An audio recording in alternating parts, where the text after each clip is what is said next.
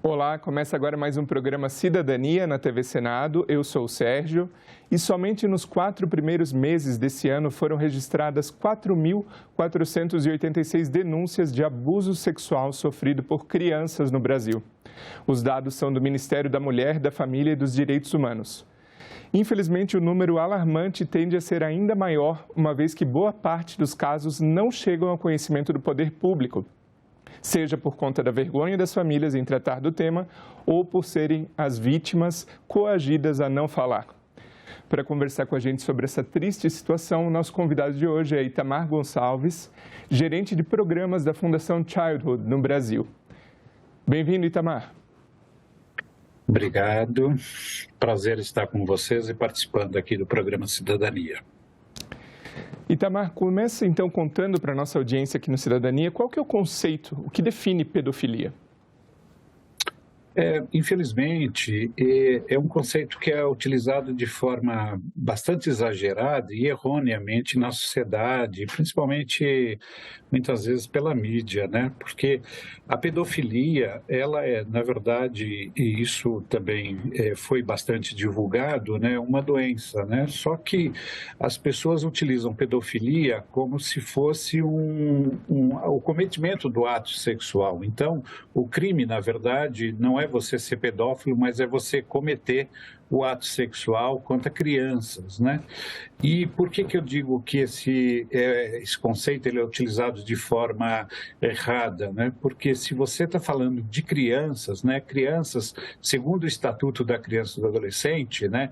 E esse conceito, inclusive, ele foi desenvolvido para atingir, inclusive, somente a primeira infância e não a segunda infância. Então, até 6 anos, né? Até 7 anos, né? Você pode considerar quando a pessoa comete um crime contra a criança, pode-se buscar essa terminologia como sendo um pedófilo, né? Acima dessa idade, né, e principalmente com os adolescentes, na mesma proporção, seria o efebófilo, que é adultos que cometem crimes contra adolescentes, né? Mas veja só é um crime não o desejo, né? Só é um crime quando ele comete o ato efetivamente, quando ele pratica a ação, né? O ato sexual contra crianças e adolescentes. E aí parametrado pela nova legislação, né, pela proteção de crianças e adolescentes, tanto o Estatuto da Criança e do Adolescente, como a lei que fala do estupro de vulnerável. Então, mesmo sem o contato físico, né, as pessoas cometem um crime, né, de violência sexual contra crianças e adolescentes, encaixado aí nessa legislação, né, nesse guarda-chuva que ampara tanto a proteção, né, que protege crianças e adolescentes, portanto, por exemplo, um telefonema erótico, né, para uma criança ou adolescente, pode ser caracterizado, né, um estupro de vulnerável. Isso, Sérgio, é muito importante porque as pessoas desconhecem, né, as diversas facetas, né, dessa violência cometida contra crianças e adolescentes. Então, quando a gente, no nosso imaginário, quando a gente fala estupro de vulnerável, né, muitas vezes as pessoas estão buscando uma situação que é uma situação de agressão, uma situação que leva para o mato escuro, é o cara barbudo, é a pessoa mal encarada, né? E os números, infelizmente, eles nos mostram que as pessoas que cometem crimes sexuais contra crianças e adolescentes são pessoas acima de qualquer suspeitas, né? Aquele cidadão com emprego, né? Muitas vezes com uma boa renda, né? Que provê não só a família, né? Mas que transita em todos os setores da sociedade, na igreja, né? Na comunidade, enfim. Então, é disso que a gente está falando e eu entendo quando você fala dessa dificuldade, né? É exatamente por isso, porque, né, o crime cometido por desconhecidos não chega a 30%, né? O restante, né, portanto, os 80%, 70%, 80% são pessoas conhecidas, são pessoas que transitam na família, né, e que, portanto, a criança depositou ali uma relação de confiança. E falando sobre essa questão de pessoas próximas, né, que cometem esse tipo de ato, às vezes pessoas da família, pessoas bem próximas, ou que amigos que frequentam a casa. Como fazer, como os pais fazerem para blindar essa criança, né, desse tipo de ato? Então, assim, qual que seria o limite da superproteção versus o cuidado, né, blindagem dessa criança para não ser vítima de pedofilia? Olha, a gente costuma dizer que a questão da prevenção, ela é a forma mais econômica, eficiente, eficaz, né, e abrangente na proteção de crianças e adolescentes, né? Por que isso, né? A gente está falando de uma realidade onde, bom, o nosso Estatuto da Criança e do Adolescente, ele completou 32 anos, né? Que tem, inclusive, um capítulo bastante significativo no âmbito da proteção, que é a proteção especial para crianças e adolescentes, né? Mas olha só que dura realidade que a gente enfrenta no país, né? Nesses 32 anos, né, o único indicador, né, ou pelo menos um dos únicos indicadores, né, que a gente não conseguiu diminuir foi o do abuso e da exploração sexual contra crianças e adolescentes. Então, estou comparando isso com mortalidade infantil, estou comparando acesso à educação, estou comparando a trabalho infantil, todos esses números a gente conseguiu, através de programas, projetos, diminuir com políticas de Estado, né, enfrentar essas outras situações, né? No caso da violência sexual, do abuso e da exploração, bom, primeiro que as pessoas têm muita dificuldade, é um tabu muito grande você falar de sexualidade, falar em educação sexual com crianças e adolescentes, né? Porque as pessoas ainda acham que falar de sexualidade é você ensinar crianças e adolescentes a terem relação, né? Sendo que a relação sexual ela é apenas um, né, dos componentes aí, desse campo da sexualidade. Então, a prevenção com a autoproteção, ela pode iniciar, por exemplo, dentro de casa, você ensinando a criança quais são as partes do corpo, quais são as partes privadas do corpo, né, quem é que pode, como é que se dá a higiene dessas partes que são privadas do corpo e por aí em diante, até os adolescentes, né, com as doenças sexualmente transmissíveis, com a gravidez na adolescência, etc. Então, para nós, né, essa cultura, né, primeiro que a gente tem que modificar a nossa cultura e instalar, Sérgio, na nossa sociedade uma cultura de proteção a crianças e adolescentes, né? Infelizmente, né, como a gente disse, né, como a gente estava falando, quer dizer, esse crime, se a criança não falar, ninguém vai saber, porque ele é um crime que acontece entre quatro paredes, né? Então, e muitas das vezes, né, a criança, ela só vai descobrir muitos anos depois que ela estava sendo vítima de uma violência, né? Então, você fazer um trabalho de educação sexual, você fazer um trabalho ensinando a criança autodefesa, autoproteção, a gente pode assim também chamar, você vai empoderar essa criança, porque as pesquisas também nos indicam que muitas vezes a criança, quando ela fala não, eu não aceito, eu não quero, né, eu vou contar o que está acontecendo para outro adulto, que seja referência dessa criança, inibe esse ato, essa violência, esse abuso sexual que poderia acontecer dentro da casa da criança ou no espaço que ela costuma frequentar.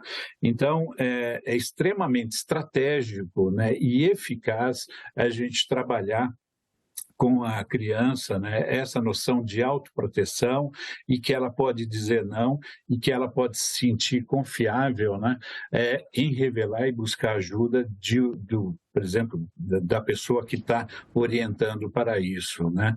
Porque outra situação que acontece bastante é que a criança ela acaba se sentindo culpada, ela acaba se sentindo que não vai ser escutada, ela tem medo, ela sofre uma pressão social muitas vezes desse adulto que comete o abuso sexual, ameaçando a ela e às outras pessoas da família. Então, tudo isso, né, está dentro dessa noção de prevenção, de como é que você pode encaminhar e de onde você pode buscar ajuda. Por isso que a gente diz que essa prevenção, né, que a gente chama inclusive de prevenção primária, né, que são essas informações básicas, são as campanhas, mas de fato, né, o nosso desejo, né, de muitos anos era que, né, a gente tivesse uma política pública, né, estruturada, né, no sentido de ter um grande programa, né, tratando da questão da prevenção, porque essa informação ela é global, ela parte da família, sem dúvida nenhuma. A família tem um papel muito estratégico, né, no sentido de fortalecer essa criança e dizer que ela tem o direito de não sofrer o abuso sexual, de não sofrer violências dentro de casa e que ela pode confiar ao buscar um adulto, né, para relatar o que aconteceu, porque ela vai ser protegida e não criminalizada ou revitimizada, né, como muitas das vezes acontece, né? E o outro setor que eu acho bastante estratégico é o setor da educação, né? É o papel da escola também nesse sentido de trazer informações, de levar campanhas, de ter atividades, né, que possam ser transversais ali no currículo da criança e do adolescente. Por quê? Pasmem vocês, mas a escola, né, depois do conselho tutelar, a escola é o espaço que mais recebe denúncias e muitas vezes esses profissionais não estão preparados para fazer essa escuta dessa revelação que a criança faz ao buscar essa pessoa de referência, seja o educador, seja um outro profissional que atue na escola, né? Muitas vezes esses quadros também não estão preparados, mas os números, né? Eles apontam os números nacionais que depois do conselho tutelar, a escola é o local onde as crianças revelam situações de abuso e de exploração sexual. E falando nessa situação do adulto referência que recebe esse tipo de informação, como essa pessoa deve agir? Esse adulto que está ouvindo da criança, até do adolescente, ouvindo essa história, como deve agir essa pessoa com essa criança, com esse adolescente, para manter uma calma, manter um clima ameno, né, e de segurança para essa criança? Olha, seja um profissional, né, de qualquer setor, seja na própria família, né, primeiro não mentir, né, dizer que vai ficar tudo bem, não vai ficar tudo bem, né, dizendo do seu papel de adulto, né, você precisa fazer essa denúncia, né, e se possível, né, através da rede de proteção e dando as informações de como é que vai se dar o atendimento da criança. Agora, ali naquele momento onde ela está revelando, né, o importante para os profissionais e para esse adulto que está fazendo a escuta, de fato é escutar a criança, né, porque muitas vezes ela fica também colocando ali seus valores, colocando palavras na boca da criança. Então, o que seria aconselhável, né, e o mais adequado é você não interromper essa narrativa da criança, deixá-la relatar, né, o mais da forma dela, enfim, né, ser mais... garantir esse espaço de fala, mas principalmente garantir esse espaço de escuta, né? E depois fazer os apontamentos do que se ouviu para fazer, se for uma escola, por exemplo, fazer o relatório e poder encaminhar a denúncia, né? O importante é não omitir, não deixar de denunciar, né? E eu aproveito, se você me permite, né, dizer que as pessoas, né, a gente estava falando da questão da sexualidade, tem um item que é muito importante e comum hoje na nossa sociedade, que é a questão do online, né? O acesso às redes sociais, né? Então, o que eu diria para essas famílias é o seguinte, meu amigo, minha amiga, se você não conversar, né, não orientar, não trabalhar essa questão da sexualidade com seu filho, com sua filha, né? Possivelmente essas redes sociais, né, inclusive materiais pornográficos, irão fazer. Essa indústria é que vai iniciar né, o seu filho. Então, quando eu falei aqui das partes privadas, né, é também você estar atento às situações, o que que teu filho, quais são os espaços, né, e aí a participação mesmo do adulto, né, dessa pessoa da família, né, e que acompanha ali a criança ou adolescente, né, ter essa abertura para a conversa, porque muitas vezes a criança ela acessa ali um material pornográfico, ela nem sabe, né, o que está acontecendo ali e de que forma que você vai conversar com essa criança, né? Você vai ter que dizer para ela que esse material ele foi feito exatamente para consumo adulto, não é um consumo para a idade dela, né? Agora, é claro que você pode aproveitar esse momento também para saber quem que está fornecendo esse tipo de material, onde ela está buscando, né? Em que rede ela está conseguindo acessar e preferencialmente também encaminhar essa denúncia, né?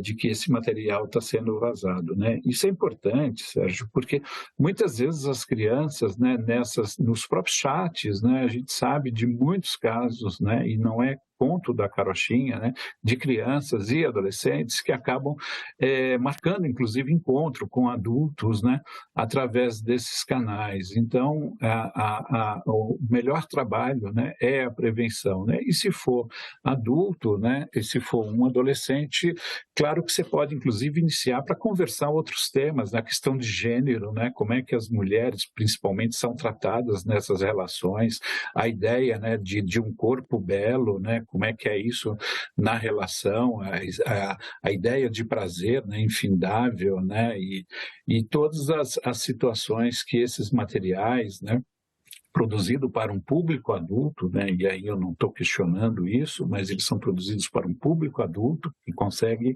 ter discernimento e fazer a sua opção se quer ou não, que é diferente de crianças e adolescentes. Mas esse é um belo momento para você poder fazer esse trabalho de prevenção e fazer essa conversa, né? Inclusive da conduta, né, sexual da família, né? Quer dizer, o que é permitido, o que não é permitido. Isso faz parte da orientação, faz parte do diálogo e, ao meu ver, e ao nosso ver, da Childhood Brasil, é a melhor forma que você tem, né, de fazer um trabalho de fato preventivo e um trabalho de autoproteção para cada uma das crianças e adolescentes.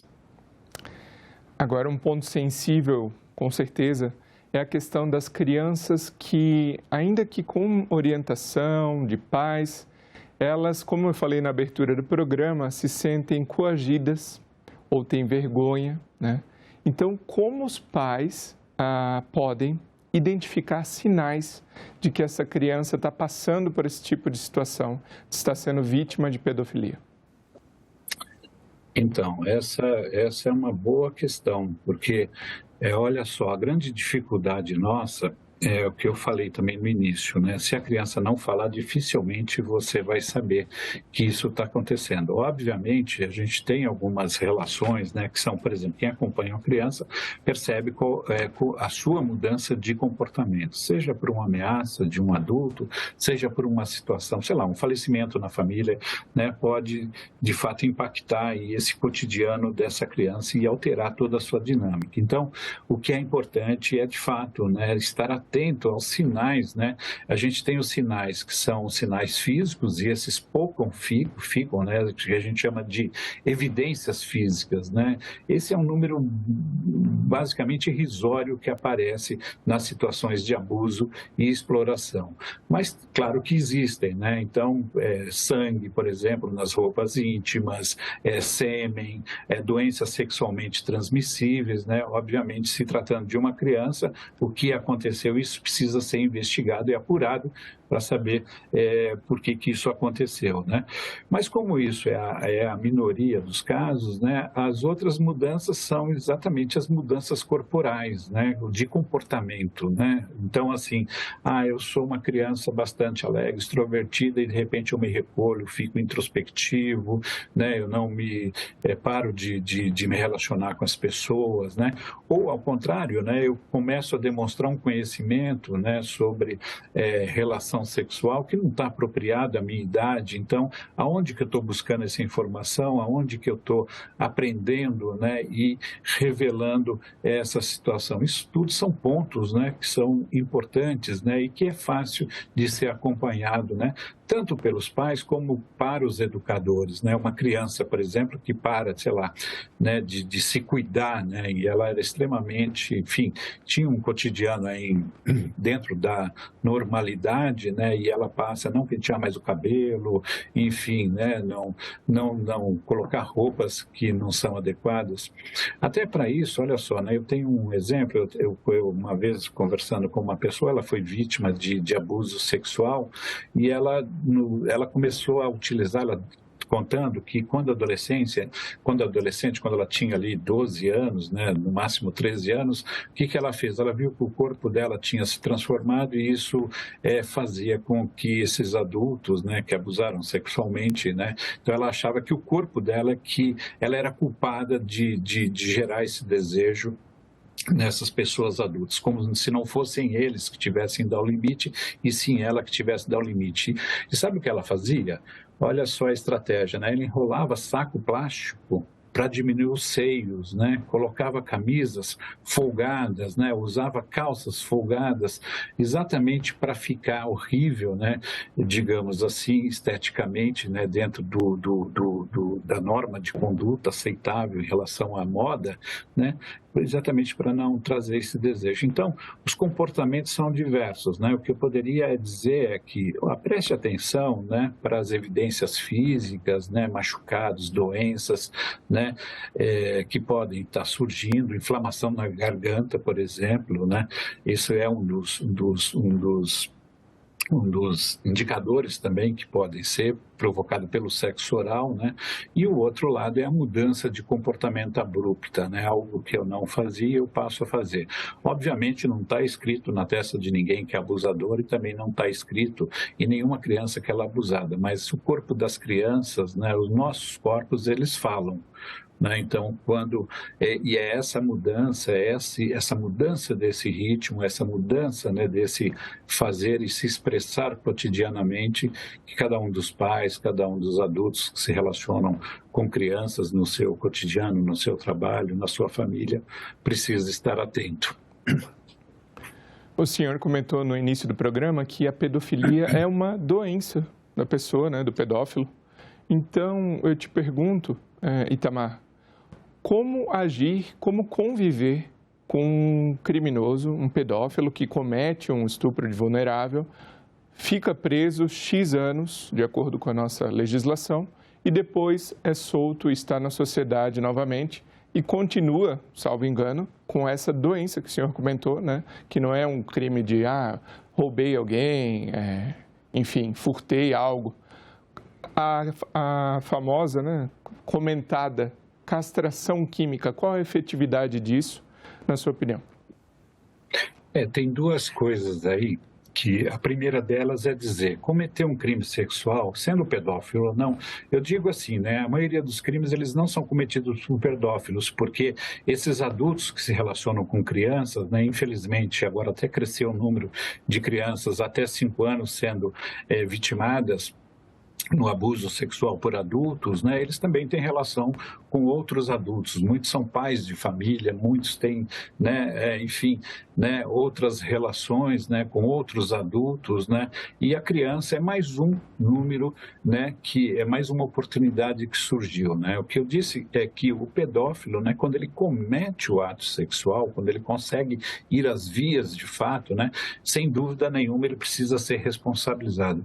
Eu defendo muito, né, quer dizer, seja através da responsabilização, e que é importante para cada uma das pessoas que comete crime sexual, até para dar uma resposta para a criança que valeu a pena ela revelar, que ela está sendo protegida, que ela vai ser cuidada, né? Inclusive que fez sentido para ela essa revelação, mas eu costumo dizer que, né, mais do que isso, a gente não tem uma política, por exemplo, para trabalhar com os abusadores, né? Porque, como você disse, ele cumpre lá a sentença, ele pode ficar 8 anos preso, né, num sistema de internação, mas ele retorna para a sociedade e muitas vezes ele retorna para essa família.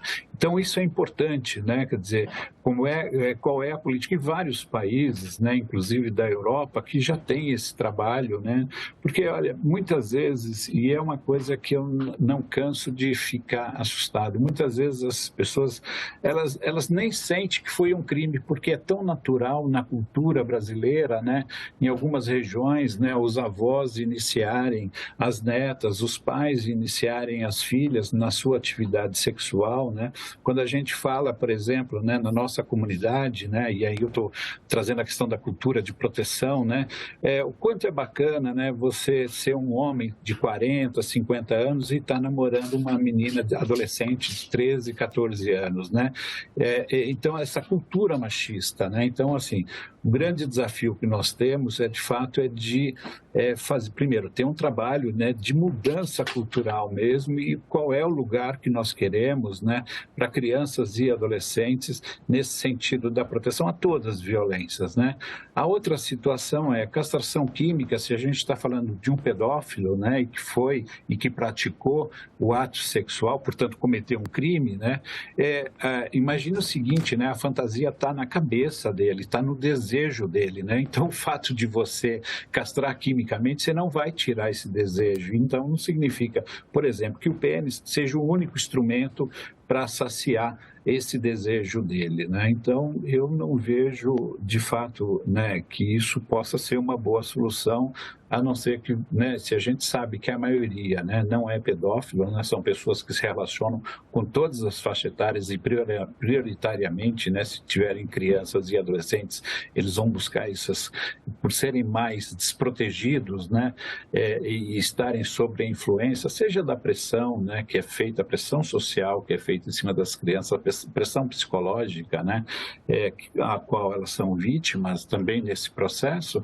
Então, eu acho que o mais eficiente nosso seria, de fato, a gente ter uma política, né, de fato, trabalhar com esses abusadores, né, de que é um crime, que eles foram responsabilizados e inverter essa cultura, né, de que é bacana você sair com menininha, né, significa que você é o macho, que você é o potente, que você é o cara, né.